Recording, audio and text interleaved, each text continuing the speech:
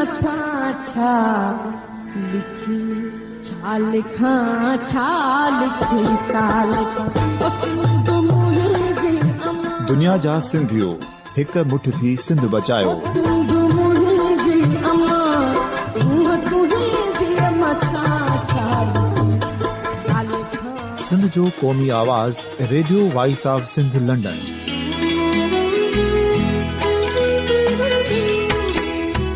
Radio voice of Sindh London पंहिंजी नशरियात में सिंध जी सियासत, समाज, इक़्तिसादियात, तारीख़, क़ौमी उमंगुनि ऐं अख़लाक़ियात मुतलिक़ सिंध जी हक़ीक़ी तर्जुमानी कंदे प्रोग्रामनि खे असराइतो बणाइण लाइ सिंध जे घण घुरनि ऐं धरतीअ सां प्यार कंदड़ अदीबनि, दानिशवरनि, सहाफ़ियुनि, उस्तादनि, वकीलनि ऐं हर तबिके जे मानवारनि सजणनि खे सिंध में शऊरी इनकलाब लाइ सहकार जो सॾु ॾियूं था।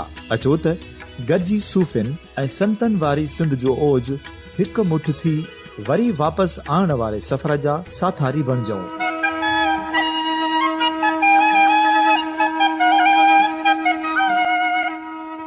हिकु नए सुबुह जी शुरूआत जो पड़ाॾो घर घर, ॻोठ ॻोठ ऐं शहर शहर ताईं पहुचायो।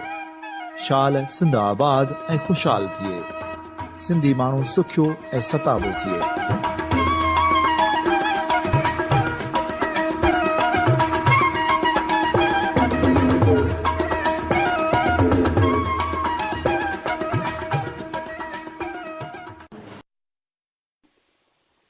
Radio voice of Sindh London तां प्रोग्राम ख़बरुनि जी दुनिया में अहम ख़बरूं, नामवर कालम निगारनि ऐं अहम लेखकनि जा मज़मून ऐं मुख़्तलिफ़ अख़बारुनि जा एडिटोरियल ऐं ॿियो घणो कुझु रोज़ानो radio voice of Sindh London तां नशर कयो वेंदो आहे। ॿुधण न विसारींदा। Radio voice of Sindh London तां प्रोग्राम ख़बरुनि जी दुनिया में सिंध जे मुख़्तलिफ़ ज़िलनि मां अहम ख़बरूं साण करे हाज़िर ख़िदमत आहे फ़ाज़िल चन्ना। सभ खां पहिरीं अहम ख़बरूं अवां जे समातुनि जे नज़र कंदो थो हलां। सामीन, अॼु जे अहम ख़बरुनि जी सुर्ख़ूं अवां जे समातुनि जे नज़र कंदो थो हलां। अॼु जी अहम सुर्ख़ी आहे त सिंध काबीना स्टील मिल्स ऐं PIA निजकारीअ जी मुख़ालिफ़त करे छॾी। सिंध काबीना में PIA स्टील मिल्स ऐं लाखड़ा कूल पावर प्लांट जी निजकारीअ जी सख़्त मुख़ालिफ़त करे छॾी आहे ऐं सिंध जे वॾे वज़ीर खे फौरन वफ़ाक़ सां ॻाल्हियूं ऐं एहतिजाज करण जा इख़्तियार ॾेई छॾिया आहिनि। वज़ीर आज़म पाकिस्तान चयो आहे त जजनि जे तर्ज़ अमल ते बहस थियणु घुर्जे। हर आइनी इदारो पंहिंजे हदनि में रही करे कमु करे। चूंडियल नुमाइंदनि खे चोर, धाड़ेल ऐं माफ़िया सॾियो वेंदो आहे। हुकूमती फ़ैसिला रद्द कया था वञनि। पार्लियामेंट जेके कानून पास करे थो उनखे ख़तम करण जूं धमकियूं ॾिनियूं पियूं वञनि। छा पार्लियामेंट खे कानून साज़ीअ जो अख़्तियार नाहे? सुर्ख़ी आहे त शहदादपुर में 14 खूननि जो जरगो थी गुज़रियो। 24 लख रुपया ॾंड ऐं ॻोठ साईं बख़्श रिंद जे ॿिनि धुरनि में हलंदड़ खूनी तकरार जो जरगो थियो। अयूब रिंद ऐं मोहम्मद ख़ान जूणे जे सरपैचे में थियल जरगे में 24 लख रुपया ॾंड रखियो वियो। तगियो रिंद जे 7 खूननि ऐं 15 ज़ख़्मियुनि जो 14 लख ऐं ॿिए धुर जे 7 खूननि जो 10 लख ॾंड मुक़ररु कयो वियो। कराची मां असां वटि ख़बर आहे त कराची में सिंध जे 5 आबादगार तंज़ीमनि सारक, FOC, सिंध आबादगार एसोसिएशन, सिंध आबादगार हारी इतिहाद ऐं आबादगार एसोसिएशन पारां जावेद जूण जो, जमाल महमूद खेड़ो, शकील पल, तारिक महमूद आराई ऐं ॿियनि जी अॻवानीअ में कराची प्रेस क्लब अॻियां क़ाइमु कयल एहतिजाजी कैंप ते बुख हड़ताल जारी रखी।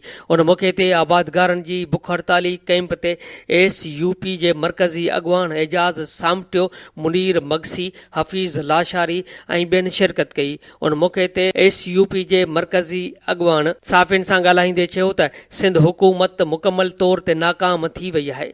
कराची प्रेस क्लब अॻियां 2 ॾींहनि खां बुख हड़ताल ते वेठल सिंध जा आबादगार ऐं हारी हुकूमती नाकामीअ जो सबूत आहिनि।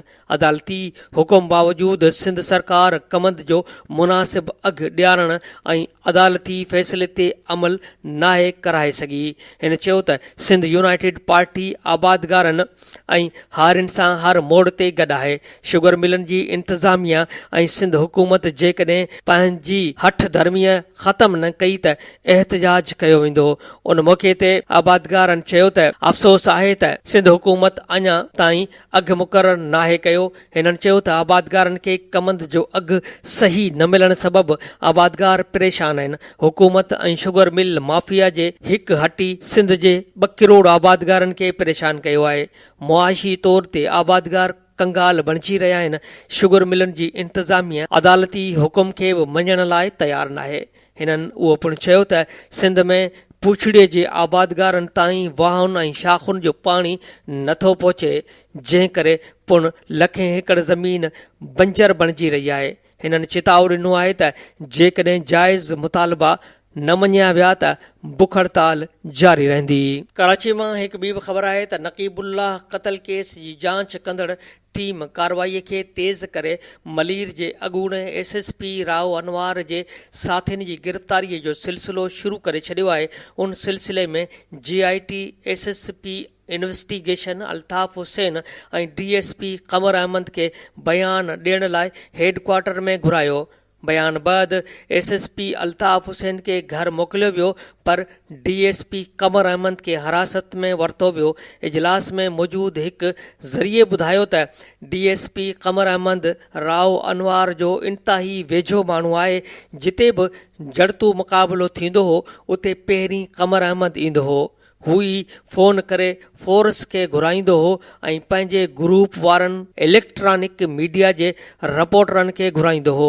जिते कॾहिं कॾहिं लाइव मुक़ाबिला ॾेखारिया वेंदा हुआ या वरी मुक़ाबलनि जो पहिरियों मौक़ुफ़ राव अनवार जो ईंदो हो या DSP क़मर या संदसि साथी ऑफिसरनि जो मौक़ुफ़ फ़ौरन अची वेंदो हो। ज़रियनि मूजिबि इजलास में फ़ैसिलो कयो वियो त राव अनवार जे दोस्त सहाफ़ियुनि खे बि घुराए उन हवाले सां आॾी पुछा कई वेंदी ऐं इजलास में राव अनवार जे साथी इलेक्ट्रॉनिक मीडिया रिपोर्टर्स जी लिस्ट तयारु कई वई आहे। उन्हनि खे कीअं घुराइजे उन ते गौर जारी आहे। संजोरो में बिजलीअ जे किरियल पोलनि जे महीनो गुज़रण बावजूदि मरमत न थी, जंहिं ख़िलाफ़ सियासी ऐं समाजी धुरियुनि मुज़ाहिरो कयो। रुकन बुरड़ा में सरकारी इस्पताल, रुकन स्कूलनि ऐं 1000 खां वधीक घरनि खे बिजली फ़राहम कंदड़ पोल किरी पियो। वाबडा सब डिवीज़न झोल महीनो गुज़रण बावजूदि पोलनि जी मरमत न कराई। वाबडा सब डिवीज़न झोल जे नाअहलीअ ख़िलाफ़ इलाइक़े वासियुनि PP जे जहान ख़ान बबुर, मलंग बबुर, मोरिल लिगारी, STP जे मुख्तियार लिगारी, इक़बाल अबड़ो, सरवरी जमायत जे अकबर जोखियो, फे लीग जे वसायो ख़ासखेली, अवामी तहरीक जे हाजी ख़ान ख़ासखेली, समाजी अॻवान अमीन लिगारी ऐं ॿियनि जी अॻवानीअ में रुकन बुरड़ा जे मेन चौक ते मुज़ाहिरो करे 3 कलाक धरणो हयो वियो। एहतजाज कंदड़ नदीम ऐं निसार बूस्ट सबबि बेहोश थी विया। अॻवाननि चयो त 1 महीने खां बिजलीअ जा पोल किरियल आहिनि ऐं बिजली बंदि आहे। दावो करण बावजूदि वाबडा अमलदार नोटिस न वरितो आहे। इन्हनि आला अख़्तियारनि खां मुतालबो कयो त पोल जी मरमत कराए बिजली बहाल कई वञे। गढ़ई यासीन में पाणीअ खोट ख़िलाफ़ आबादगारनि जो टायर साड़े मुज़ाहिरो करण जी ख़बर आहे त गढ़ई यासीन जे रतो शाख ऐं बांबीहड़ शाखनि में पाणीअ जी खोट ख़िलाफ़ आबादगारनि खीर थर केनाल RBH रेगुलेटर ते टायरनि खे बाहियूं ॾेई धरणो हयो, जंहिं करे ट्रैफ़िक मुअतल थी वई। उन मौक़े ते आबादगारनि इमामुद्दीन बिरोही, शाह मोहम्मद दीनारी, मोहम्मद नवाज़ दीनारी, मीर मोहम्मद बाबू दीनारी, अब्दुल ख़ालिक मोहम्मद बालाच बिरोही ऐं ॿियनि ख़िताब कंदे चयो त रतो शाख ऐं बांबीहड़ शाखनि में गुज़िरियल 1.5 महीने खां पाणीअ जी शदीद खोट आहे। इंजीनियर, SDO ऐं ॿिया आपाशी अमलदार ग़ाइब आहिनि, जॾहिं त कणक ऐं कमंद जो फसल पाणी न ॾियण सबबि सड़ी रहियो आहे। आबादगारनि जे दहां को ॿुधण वारो न आहे। इन्हनि चयो त शाखुनि ते लिफ्ट मशीनूं रखी असां डीज़ल ते लखें रुपया ख़र्च करे फ़सलुनि खे पाणी ॾियण जी कोशिश करे रहिया आहियूं, पर लिफ्ट मशीननि जो जेतिरो बि पाणी शाखुनि में न आहे। हिननि आला अख़्तियारनि खां घुर कई त रतो शाख ऐं बांबीहड़ शाख में जल्द पाणी छोड़ करायो वञे त जीअं असां जा फसल सुकण खां बचनि ऐं नुक़सान खां बची सघूं। होॾां राब्तो करण ते SDO सब डिवीज़न रतो देरो ॿुधायो त खीर थर केनाल में पाणीअ जी शदीद खोट आहे। आला अमलदारनि सां राब्तो कयो आहे। जल्द खीर थर में पाणी छॾियो वेंदो, जंहिं बाद रतो शाख ऐं बांबीहड़ शाखनि में पाणी अची वेंदो। वाईपांदी जी ख़बर आहे त वाईपांदीअ में सीपको इख़्तियारनि पारां ॻरा बिल मोकिलण ऐं वाईपांदीअ फीडर जे LS ख़िलाफ़ आबादगारनि अलीजान रुस्तमानी, नवाज़ रुस्तमानी ऐं ॿियनि जी अॻुवाणीअ में गोरख बोर्ड खां प्रेस क्लब ताईं एहतियाजी रैली कढी धरणो हुयो। उन मौक़े ते आबादगारनि साफ़िन खे ॿुधायो त सीपको इख़्तियारनि ऐं वाईपांदी फीडर LS हर महीने रुश्वत न ॾियण ते हिन महीने आबादगारनि ॾांहुं नाजाइज़ लखें रुपया बिल मोकिलिया आहिनि, जेके असां मक़ामी आबादगारनि लाइ ॻाटे टोड़ आहिनि। असां डिफॉल्टर न आहियूं, पोइ बि असां सां नाजाइज़ी कई पई वञे। हिननि वावडा चेयरमैन खां मुतालबो कयो त असांखे ॾिनल ॻरनि बिलनि जी जांच कराई वञे ऐं ज़रात बचाई वञे, ॿी सूरत में एहतिजाजी तहरीक हलाईंदासीं। जाती जी बि ख़बर आहे त आपाशी खाते जे शेड्यूल मुताबिक़ पिञारी ब्रांच में पाणी न छॾण ख़िलाफ़ शहरी एक्शन कमेटी जे अॻुवाणनि सैयद वफ़ा हुसैन शाह, मोहम्मद जुम्मन मल्हा, अशरफ तहीम, हाजी हारून ऐं ॿियनि जी अॻुवाणीअ में मंगर मेन चौक ते एहतिजाजी मुज़ाहिरो करे धरणो हुयो। अॻुवाणनि ख़िताब कंदे चयो त आपाशी अमलदारनि 17 फरवरी ते पिञारी ब्रांच में पाणी छॾण जो शेड्यूल ॾिनो हो, पर पाणी न छॾियो वियो। इहा जाती जे अवाम सां नाइंसाफ़ी आहे। हिननि इल्ज़ाम हणंदे चयो त PP जे सूबाई वज़ीर मोहम्मद अली मलकानी आपाशी अमलदारनि ते दबाउ विझी पिञारी ब्रांच जो पाणी सताह ब्रांच में खोलाए छॾियो आहे। लॻे थो त जाती तहलको सूबाई वज़ीर जे हल्के में न आहे। हिननि चयो त अॻु में आपाशी अमलदार चवंदा हुआ त 17 फरवरीअ ते पिञारी ब्रांच में पाणी छोड़ कयो वेंदो, हाणे चवनि था त दड़ो ब्रांच खां पिञारी ब्रांच में 21 फरवरीअ ते पाणी छॾियो वेंदो। जाती तहलके में गुज़िरियल 3 महीननि खां पिञारी ब्रांच में पाणी बंदि आहे ऐं तहलके में पीअण जो पाणी अणलभ बणियल आहे। चौपायो माल उञ विघे मरी रहियो आहे। साहिली इलाइक़नि जा माण्हू डंडनि ढोरनि जो गंदो पाणी पीअण करे वबाई बीमारियुनि में वकोड़जी विया आहिनि। जाती शहर में 15 ॾींहंनि खां वाटर सप्लाई जा 4 तलाउ सिकी विया आहिनि। समुंड वेझो अचण करे जर जो पाणी खारो थी वियो आहे ऐं नलका बि खारो पाणी ॾियण लॻा आहिनि। हिननि चयो त टाउन कमेटी जी 1 महीने जी 1 करोड़ 70 लख बजट आहे, बावजूद चेयरमैन पाणीअ जी खोट जे पूराए लाइ उपाउ न वरिता आहिनि। हिननि वज़ीर आला सिंध खां मुतालबो कयो त आपाशी अमलदारनि ख़िलाफ़ कार्रवाई करे पिञारी ब्रांच में जल्द पाणी छोड़ कयो वञे।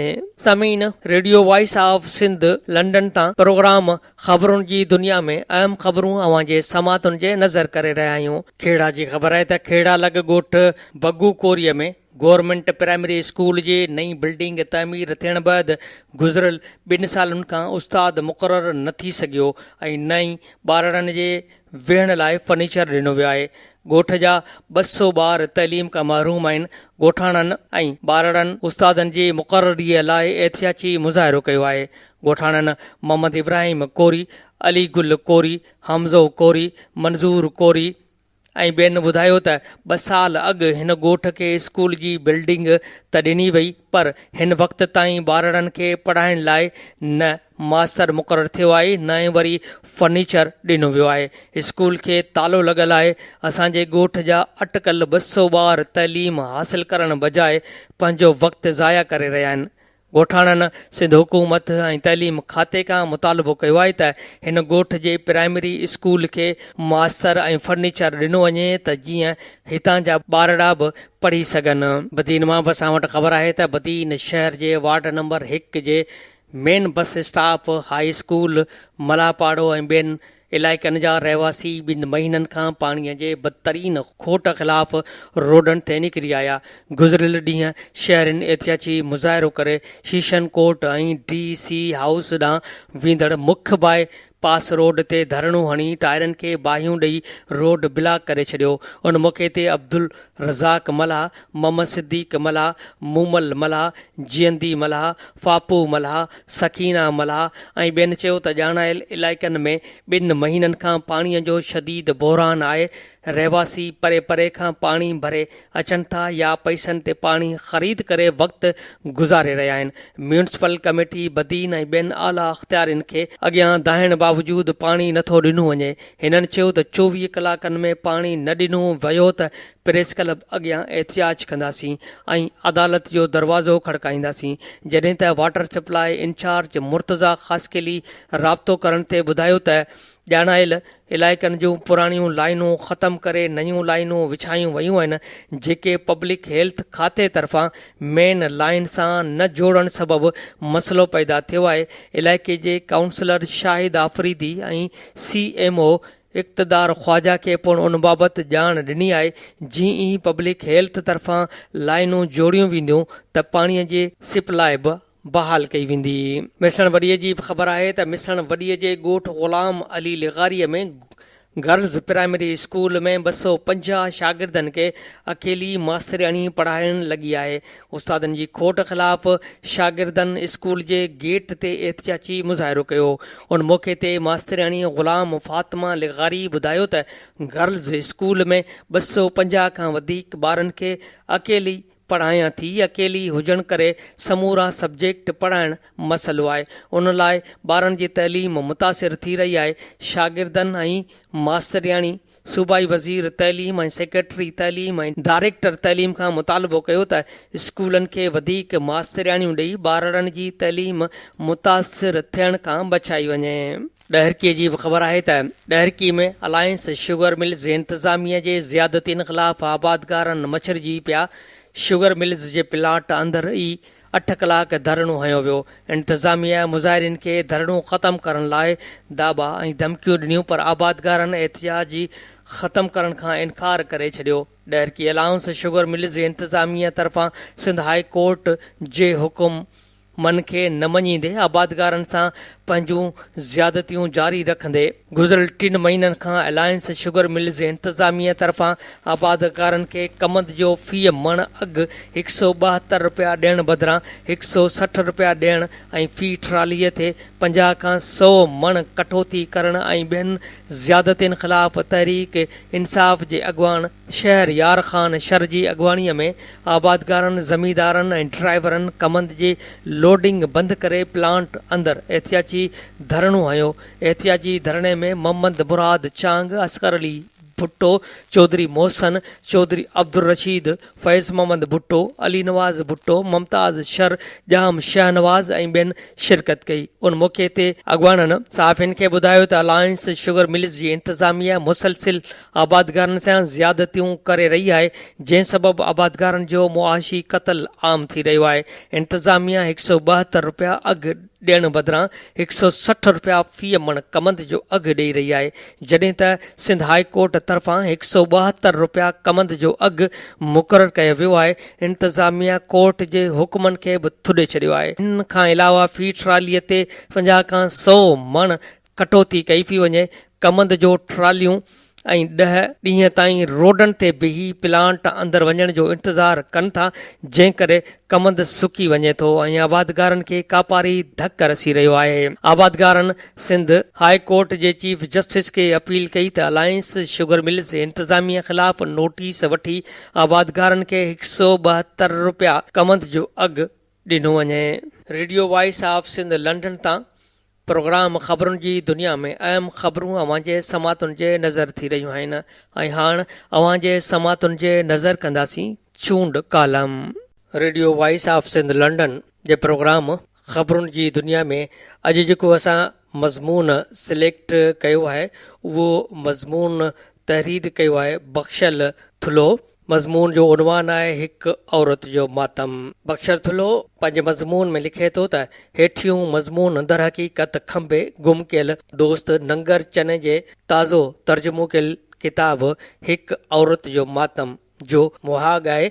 किताब बाबति पंहिंजा वीचार त मुहाग में वंडियल आहिनि, पर साॻियो मवाद ॾियण जो मक़सदु फ़क़ति इहो आहे त घणनि पढ़ंदड़नि ताईं सिंध जे हिकु ख़ासि मसइले यानी हुकुमराननि पारां जबरी गुमशुदगीअनि जे सियासत ऐं सवाल खे तारीख़ जे तनाज़ुर में पहुचाइजे, छो त उन सवाल ते ॻाल्हि ॿोल रखण वारी ज़ाहिरी ख़ौफ़ सां हिकु भेरो ॿीहर अवामी मुज़ाहिमत अबरे सबरे हाल में पर बखेंबियल आहे। ज़ैनब जे सवाल ते कंहिं क़दुरु पंजाब नक़ीबुल्लाह महसूद जे हवाले सां ख़ासि तौरु पख्तूनख्वा ऐं जबरी गुमशुदगियनि जे मामले ते सिंध उन सवाल ते जीअं सिंध क़ौमी महाज़ आरीसर पारां भिटशा खां कराचीअ ताईं जारी पहिरें पंधु रैली सिंध प्रोग्रेसिव कमेटीअ पारां डिविज़नल हेडक्वार्टरनि में अलामती बुख हड़ताल मुतासिर कुझु ख़ानदाननि सां कराचीअ में असद भट्ट जे अॻुवाणीअ में शरगोठ खां चिपल सिटीअ ताईं HRCP जे रैली सिंधी अख़बारुनि जी हिकु ॾींहं जूं ख़बरूं आहिनि। वधीक मज़मून नुमा मुहाग में जीअं के ख़ौफ़नाक फिल्म हारर मूवीअ जे मुंड में ॿुधायो वेंदो आहे त कमज़ोर दिलि वारा माण्हू हीअ फिल्म न ॾिसनि, तीअं चई सघिजे थो त हसास दिलि वारा माण्हू हीअ नावल न पढ़नि, पर उहे पाण खां हिकु सवाल ज़रूरु कनि त संदुन इहा दिली कमज़ोरी ख़तमु कीअं थींदी। कहिड़ो कुश्तो, कहिड़ो मजून, कहिड़ो नुस्ख़ो, कहिड़ी तपस्या, कहिड़ी कसरत उन कमज़ोरीअ जो तरियाग आहे। भला ईअं आहे छा त हर तकलीफ़, ख़ौफ़ ऐं ॾुख खां अखियूं ॿूटे उन मां बची सघिजे थो। ईअं ई जीअं कंहिं फिल्म जे अणवणंदड़ सीन खे असां तेज़ फास्ट फॉरवर्ड अॻिते कंदा आहियूं, जीअं मशाल ख़ान जे मौत जी वीडियो खोड़ सारनि हसास माण्हुनि खां ॾिठी कोन थी हूंदी, पर हक़ीक़त इहा आहे त जंहिं समाज में ॾाढ आहे, जबर आहे, फुरलुट आहे, अणबराबरी आहे, नफ़रत आहे, बुख आहे, क़तल आहे, उते उन्हनि समाजी बुराइनि खे दरगुज़र करण बदिरां उन्हनि ते ॻाल्हाइण, लिखण ऐं उन्हनि ख़िलाफ़ मज़ामत करण सां ई असां पंहिंजो हसास पढ़ूं ऐं पंहिंजो पाण बचाए सघूं था। ॿी सूरत में हसास हुअण जे बहाने हेठि असां वेतर बेहिसी थींदा वेंदासीं, छो त असां जेतिरो ॿिए जी तकलीफ़ खां पाण बचाइण जी कंदा आहियूं ओतिरो ई फासंदा आहियूं ऐं ओतिरो असां पाण टरी सघंदड़ तकलीफ़नि जे वर चढ़ंदा आहियूं ऐं साॻी वक़्तु अंटण अज़ाबनि में ओंझनि साम्हूं बि कमज़ोर साबित थींदा आहियूं। असां पाण बचाइण ऐं पाण खे महफ़ूज़ रखण जे ख़ब्त में एतिरो त फासी वेंदा आहियूं जो तबाही, ख़ौफ़ ऐं मायूसी जे दौर में असां क़बर जे ताबूत में ई पाण खे सवलो समझंदा आहियूं। अहिड़े ई दौर लाइ अयाज़ चयो हो त कुता भौंकनि, भाॻियां भौंकनि, चोर बि भौंकनि था केॾी आहे ओनाड़ हवा में, हर हर हीअं फाड़ हवा में, जारा छिरकनि, चारा छिरकनि, तारा छिरकनि था ऐं अवाम दुश्मन हुकुमरान उहो ई वाहिद कमु भले ऐं संहिंजे नमूने करे सघंदा आहिनि, यानी समाज ऐं अवाम खे क़ब्रिस्तान वारो अमुन ॾियणु, जंहिं समाज में सरमायो तरक़ीअ जे नाले में ऐं बिना कंहिं मज़ामत जे आम अवाम जे पेरनि हेठां संदुर ज़िंदगीअ जा सदियूं पुराणा वसीला कढंदो वञे। जिते क़ौम ऐं सनफ़ी जबर हाल जे हक़ीक़त हुजे, उते अमुन हुकुमराननि जो ज़ाहिरी नारो हूंदो आहे, जंहिं हेठि इहे हर वेल आम माण्हूअ सां जंग जी हालति में हूंदा आहिनि ऐं असां हिन कॉर्पोरेट मीडिया जे महिरबानीअ सां उहो सम्झणु शुरू कंदा आहियूं त इहा जंग मूंसां न पर कंहिं ॿिए सां जारी आहे, पर मां चाहियां मां त तूं महिरबानी आहीं, छाकाणि त जे तूं न हुजी त मां किथे हूंदी। जग मशहूर जर्मन फिलोसोफ हेगल चयो हो त इंसान वटि ज़ात जो शऊर उन करे आहे जो उन जो वास्तो ॿी ज़ात जे शऊर इंसान सां हूंदो आहे। उन ॻाल्हि खे ॿोलीअ जे हवाले सां पिणु सम्झी सघिजे थो जंहिंखे अमली शऊर पिणु सॾिजे थो ऐं जेका पाण सां गॾु ॿिए लाइ हूंदी आहे। कुते ऐं ॿिलीअ में ज़ात जो शऊर नाहे थींदो, जानवरनि जे ज़ात सां उन्हनि जो शऊर जबली तौरु हिकु हूंदो आहे। तंहिं करे हिकु जबलत जे साम्हूं बसि ॿिए जबलत हूंदी आहे। ज़ात जो शऊर माण्हूअ जे समाज वजूद जे दीन आहे। कुल जो ख़ैर त पंहिंजो ख़ैर, उहो कुल समाज आहे। माण्हूअ जे हेकड़ाई आहे। पाए कान कमान मां मियां मार ममूं, मूं में आहीं तूं मतां तुंहिंजो ई तोखे लॻे। सो सॼे समाज खे मरंदो ॾिसी पाण बचाइण जी कोशिश सिर्फ़ समाज ऐं कंहिं ॿिए खे वेगाणप खे कोन थी इज़हारे, पर इहा ज़ात खां वेगाणप जो इज़हार ऐं नतीजो बि आहे। ॿिए सां दोखो ऐं दोलाप उहो माण्हू ई करे सघे थो जेको पहिरीं पाण खे ठगे, ऐं इहा वेगाणप ज़ात जो कूड़ो भरम ऐं इहा निंड ई त आहे जंहिंसां हर दौर जे अवामी मज़ामत झेड़ियो आहे। सुती सेज हुयास मूंखे आहे उथारियो, जिनी जाॻायास आऊं न जीअंदी उन रे। मैक्सम गोरकीअ चयो हो त हिकु इंसान खे ॿिए इंसान जी तज़लील ऐं तकलीफ़ कॾहिं बि न विसारणु घुर्जे, पर असां उहो सभु कुझु विसारे पाण खे इंसान सम्झण जी कोशिश में आहियूं। यानी जेका शइ असांखे ॿियनि सां जोड़े थी ऐं असांखे ज़ात जो शऊर ॾिए थी, तंहिं मंझां हथ पटण लाइ असां हर वक़्तु आता हूंदा आहियूं। पर भिट चौधरी ईअं कोन थो सम्झे। हू चवे थो त ॾुखनि ॾेखारियो गूंदर गस पिरीअ जो, सो ॾुखने जो पंधु उन करे शऊर तौर कजे त जीअं अॻियां हली सुख जो साह खणी सघिजे। मज़ामत उन करे कजे त जीअं अमुन सां सिर्फ़ नाले में न पर हक़ीक़त में ॻर लहे सघिजे। ऐं मज़ामत सिर्फ़ सियासी नाहे थींदी या सिर्फ़ सियासत ताईं महदूद नाहे हूंदी। मज़ामत में सक़ाफ़ती महाज़ पिणु सियासी महाज़ जेतिरो ई अहम हूंदो आहे। इनक़लाबी सक़ाफ़त खां सवाइ इनक़लाबी सियासत जी ऐं इनक़लाबी सियासत बग़ैर इनक़लाबी सक़ाफ़त जे ओसर नाहे थींदो। इनक़लाबी सक़ाफ़त इनक़लाबी सियासत जे वजूद लाइ ऑक्सीजन मिसल हूंदो आहे, ऐं अदब उन सक़ाफ़ती महाज़ जो सघारो मोर्चो आहे। अदब ऐं सियासत जो पाण में गहरो लाॻापो आहे। ॿई हिक ॿिए ते आधारींदा ऐं हिक ॿिए खे साह ॾींदा ऐं वठंदा आहिनि। सियासत जॾहिं साणस थींदी आहे त साह लाइ अदब ॾांहुं वाझाईंदी आहे। अदब जॾहिं मुंहं मोननि में हणंदो आहे त सियासत उनखे ॿाहिरि अवाम सां ॻंढींदी आहे। अदब ऐं सियासत जो उहो संग असां वटि यानी सिंध में 90 जे ॾहाके में जेको टुटो सो अञा ताईं कोन छुड़ियो। हिन पूरी दौर में सियासत ऐं अदब हिक ॿिए ते तनक़ीद थियण बदिरां हिक ॿिए खां वेगाणा रहिया ऐं हिक ॿिए खां छिरकंदा रहिया। नतीजे तौर ॿई अवामी मोर्चा चसा थींदे माज़ीअ जे ओज वारे माली खोलिया में फासंदे हाल में अवाम ऐं सच जे नुमाइंदगीअ ऐं इज़हार जी दावा खां दूर थींदा रहिया। अदब दुनिया जो एहसासाती इज़हार आहे ऐं एहसास बि समाजी थींदा आहिनि, उन्हनि जी बि ओसर थींदी आहे। अदब असांजे अहसास ते तरबियत करे थो। छसो अदब माण्हूअ जे अहसास सां खेॾंदो आहे, उन्हनि खे मुॾो कंदो आहे, उन्हनि जे ओसर नाहे कंदो। बहितर अदब पंहिंजे हालतुनि ते तनक़ीदी थींदो आहे। उहो निंडाखड़े माण्हूअ खे छिरक ॾींदो आहे, चोंडड़ी पाईंदो आहे, होशियारी वठराईंदो आहे, उमीद हौसलो ऐं बहादुरी बख़्शींदो आहे।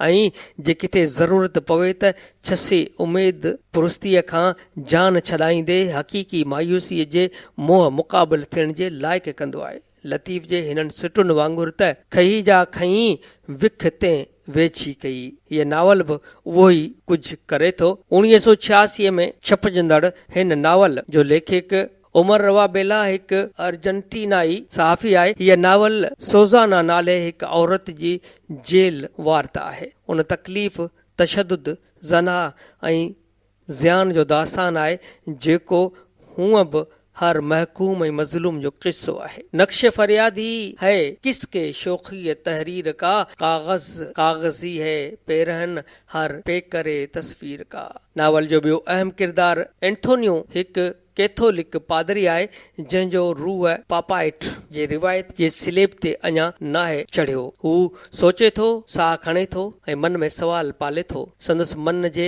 आंद मांद खे को मोह कोन्हे, पर हिकु ॾींहुं जॾहिं खेसि हिकिड़ो बंदि दॿो मिले थो जंहिंखे खोलण सां गूं ऐं मुट जी धप सॼे कमरे में पखिड़िजी थी वञे। इहा धप त शायदि ॾींहं ॾेढ में ख़तम बि थी वञे थी, पर उन दॿे में पननि जे टुकड़नि ते मौजूदु लिखणीअ जा असर पादरीअ जे समूरी ज़िंदगीअ खे तब्दील करे छॾीनि था। पादरी उन्हनि लिखणियुनि खे सिटाओ में आणे हिकु जेल डायरीअ खे जनम ॾिए थो ऐं बंदखोलीअ जे टार्चर खे पाण हिकु तरतीब में महसूस थो करे। अहिड़ीअ रीति नावल पढ़ंदड़ मथां खुलंदो वञे थो, पर उन खोल खे अञा बहितर करण ऐं नावल जो पस मंज़र सम्झण लाइ उन दौर जे अर्जेंटीना ऐं लातीनी अमेरिका जे सियासी समाजी बीहक ते हिकु नज़र विझणु ज़रूरी आहे। लातीनी अमेरिका टीं दुनिया जो उहो खंड आहे जेको पूर्ण अफ्रीका ऐं एशिया वांगुरु बेठकेती